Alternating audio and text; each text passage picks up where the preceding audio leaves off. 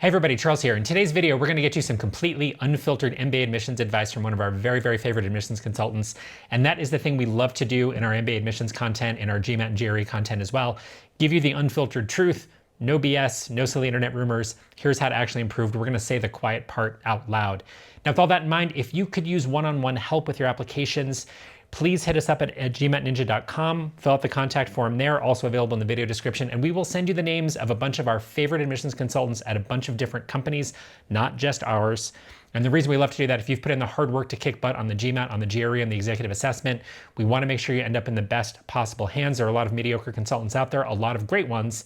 We want to make sure you end up with one of the great ones. So hit us up via that contact form, video description, or at gmatninja.com. That's it. Enjoy today's video. Hey everybody, Charles from GMAT Ninja Tutoring here with one of my very favorite people in the MBA admissions world, Maria Wich-Vila, founder of Applicant Lab, one of the best DIY solutions out there in the marketplace. Maria, thank you so much for doing this with us again. Yeah, delighted to be here. Thanks. So one of the things we hear from applicants all the time is they start writing essays, and sometimes they'll bounce their first draft off of us, and they'll kind of go, oh, well, hey, I'm applying to an academic institution and a really high-end one, and they only let smart people in. So as I write my essays, I want to make sure that I sound smart. And maybe they've taken the GRE and they want to use GRE vocabulary. So I guess I want to start with this.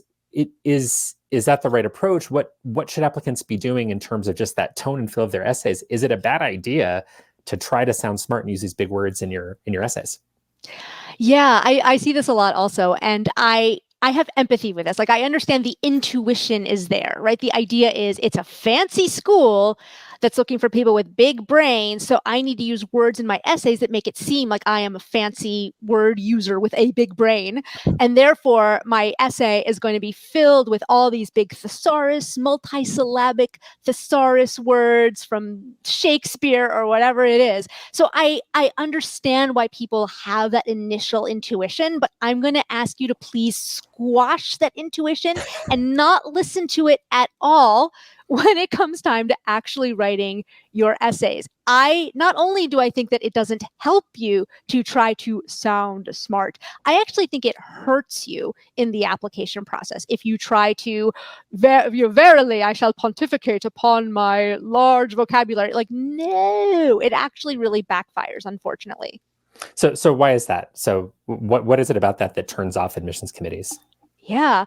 So I think one of the places we should start with this is actually trying to picture who is the person on the other side of that screen who's going to be reading the PDF file that is our application. These schools usually have 2 readers read your application before they make sort of a decision. So if both of them say reject, and if both of them say yes, move forward. If there's sort of a difference in opinion, then a third person will get involved. But the point is that these are actual human beings reading your essays. It is not an episode of Shark Tank. It is not, you are not on trial. And this is not a quiz bowl. This is not Jeopardy, right? This is not, an intellectual competition. So a couple of things. First of all, these are real people who have to read. Usually at some of the more elite schools they might be, or the elite schools that get in terms of the volume of applications they get, some of these folks might be having to get through 20 applications in a day. And so please realize that they are humans just like you are human. And if you had to read 20 PDFs a day for several weeks as you try to get through this admissions season, put yourself in their shoes. While you're doing other things, by the way. So admissions committee members are not just evaluators. They're also out doing info sessions. They have plenty of other things that they have to do as part of their job. So it's not just that, hey, you've got 8 hours to read 20 applications. It's something they're trying to squeeze in around the rest of their lives. Yeah, a lot of them are traveling to these MBA fairs now that in the post-COVID world, but travel is back. They're traveling, they're doing the webinars, they're doing the campus tours, they're doing the information sessions. So, and they're also trying to figure out, like, what should our essay questions even be for this? Like, there's so many different things. And then, I don't envy people who are the heads of admissions for any of these schools, because they have so many stakeholders, and what will the board think, what will the professors think, what will the dean think? And it's just, you know what, they got even if that's all they had to do was read.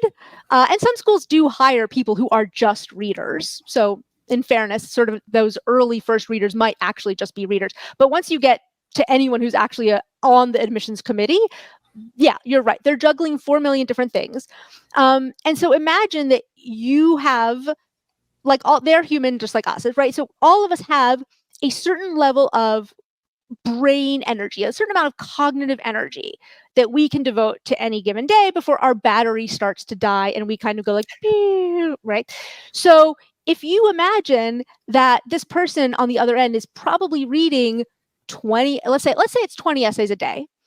And let's say that your essay actually becomes, is the last one they read at, let's say they're going to end their workday at 7 p.m. and go to that great movie at 7:30. Let's imagine that it's 6:45 p.m. on a Friday, and they have read 99 other applications, and your application is the 100th one that's getting read that week. What would you think if you opened up an essay and every other word was something incomprehensible or something that, at least, even if it's a fancy word that if you have to stop for a second and even think to yourself, wait, what does that mean? Serendipity, or what, like, I constantly endeavor to maximize the synergistic, whatever. Any moment of cognitive friction, any moment where their brain has to spend any energy at all thinking about what does that word mean? Are they even using it correctly? I'm not sure that ambivalent. Is that what ambivalent actually means?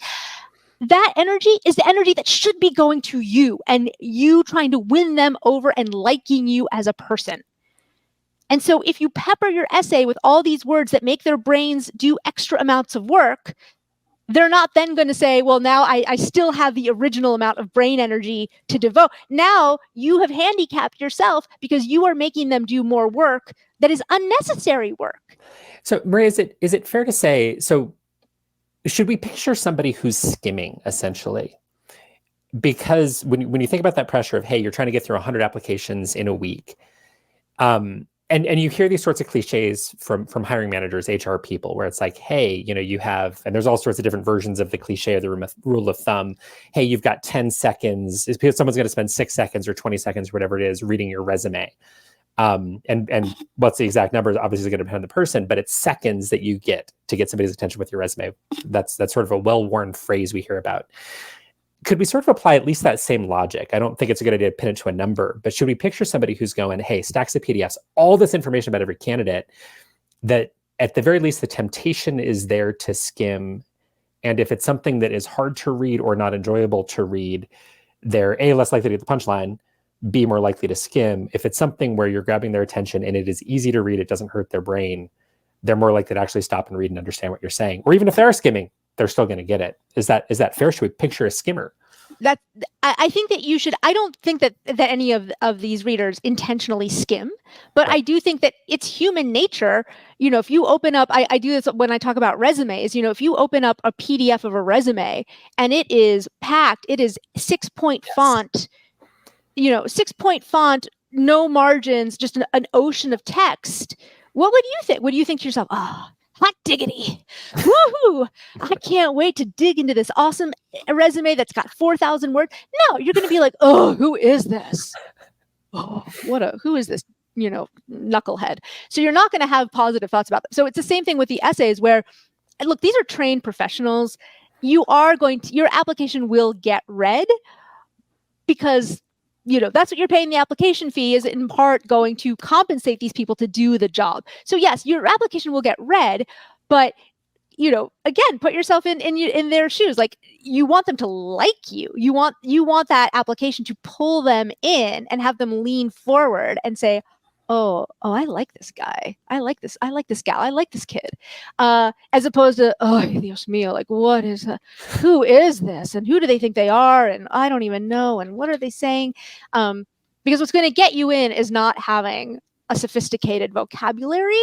What's going to get you in is showing that you are the sort of person that they want to admit as a student on their campus, and then the sort of person that they want as an alumnus or an alumna going out into the field and making the school proud. And I think a lot of what this misconception might hinge upon is this idea that I'm applying to school. School is about being brainy. Therefore, I have to prove to them that I'm brainy. Right. The thing is, first of all, your GMAT or GRE score is the thing that proves that you're brainy. And Like that's GPA and academic and GPA background, and that all stuff too. But there's just so much variation in GPAs, and so many people have there. So yes, GPA, of course, but there, GPAs can be forgiven. A lower GPA can be forgiven with a lot of explanation and certain circumstances. So really, it's the standardized test score. But business schools are not looking for the best student. Business schools are looking for the best business person, the person who's going to be the best business person in the long term. And studies show that on some level, being the sort of person who is likable, who's able to work with others, who has a certain amount of warmth. You'll often hear when people talk about recruiting for management consulting, that management consulting firms will use something called like the airport test, right? If I were traveling with you for work and our flight gets canceled and we're stuck at the airport for 3 hours or whatever, am I going to enjoy my time sitting next to you in the terminal, or am I going to want to throw myself out of a window? That sort of But why would a management consulting firm care about? Because they want their clients to like you, so that clients pay the management consulting firm a ton of money. Right? These showing that you are like a kind, warm, nice person actually matters. In fact, I think it matters even more, because if you let the other parts of your application do the heavy lifting of that intellectual burden of proof, then that frees you up to then use the essays in particular to get across more of your personality and your experiences and the story. And so if you use those big words, you risk, at a minimum, you're wasting cognitive energy that they could be spending towards you. You risk misusing that fancy word, which I have seen happen many times, which is devastatingly embarrassing. When someone has emailed me to say that they've done it, I don't reply back like, wow, you just really, I'm like, oh, well, maybe they won't notice. But really, like, it's even worse. Or you might even risk coming across as unlikable, because in real life, if you're working with a team, you're not going to spend 40 minutes crafting this perfect email. You're going to be like, hey, team, client just came in with a new question. We need an answer for them by 3 p.m. We can do it. Let's go. Right? You're not going to be like, forsooth. hark. What client request through yonder window breaks? Like, you're not going to write in a Shakespearean manner. So anyway, like, you actually risk turning them off and showing them, like, you know what? I'm not really someone who can get along with others in a corporate setting or on a campus setting, because I'm so full of myself. So if you overdo it, kind of your best case scenario is you make it harder to get your real points across. And you have limited space to sort of communicate who you are, why you belong at this school, how the school is going to help you get to the next thing, and what you're going to do down the road. So you hurt that clarity of communication at best. At worst, you're damaging the likability. And I think sometimes that operates a little bit subconsciously, where it's like, oh, maybe a marginal candidate on paper in terms of qualifications, but be a fun person to interview, and maybe those numbers go up a little bit on the evaluation. And at the very, very worst extreme, you just come off as such a pretentious jerk that they're kind of like, yeah, I can't see this person succeeding in a collaborative business environment, a collaborative business school environment. Exactly. So if your best case scenario is that you are risking the clarity of your message coming across, and that you are having them use up brain energy in that little battery in their head, you're wasting some of that energy on other things that are really not that important. That's not a great best case scenario to be in. So I guess getting down to brass tacks. So somebody who's working on their essays right now, how do they figure that out? What are they going for? What if we're kind of describing what one form of bad MBA application writing looks like? Overwrought, too many big words, long sentences, too much complexity, maybe long paragraphs that make you sound too academic, too rigid, hard to get your point across. What's your advice as far as telling applicants what does good look like? What should they be striving for? There's some rules of thumb that might help them get to that nice, clear, easy communication. Yeah, I think the key word here is conversational. You're going to want it to sound like you are a real person on the other side of that screen, on the other side of that PDF. Yep. And I think if you had to choose, I would say describe it. Imagine that you were going to a networking event with peers, or maybe people like maybe a little bit more senior to you, but really people who are kind of more your peers. And how would you describe that project to them? Would you say, verily, I constantly strive to maximize synergies? Or would you say at a cocktail party, would you say to someone, hey man, this client did not want to hear what I had to say until I figured out once I put that chart in front of them, that was the light bulb moment for them. And they were like, wow, thanks. If you were talking to someone at a networking event, you're more likely to use phrasing to the second phrasing that I used as opposed to, so if you have to choose, go more towards that conversational side of it. And this may actually be slightly more informal than you were originally planning. And that's okay because it humanizes you, again, within reason. I mean, you're not going to be like, yo, I'm the bomb diggity management consultant. What's up? Obviously, you're not going to do that. But I'd almost rather have that than have you submit this, mishmash of big words that no one understands. Yeah, fair enough. And anything else in terms of writing advice? So try to sound more conversational. Is there specific advice as far as maybe who takes a look at your essays in your life? Is that something that can help?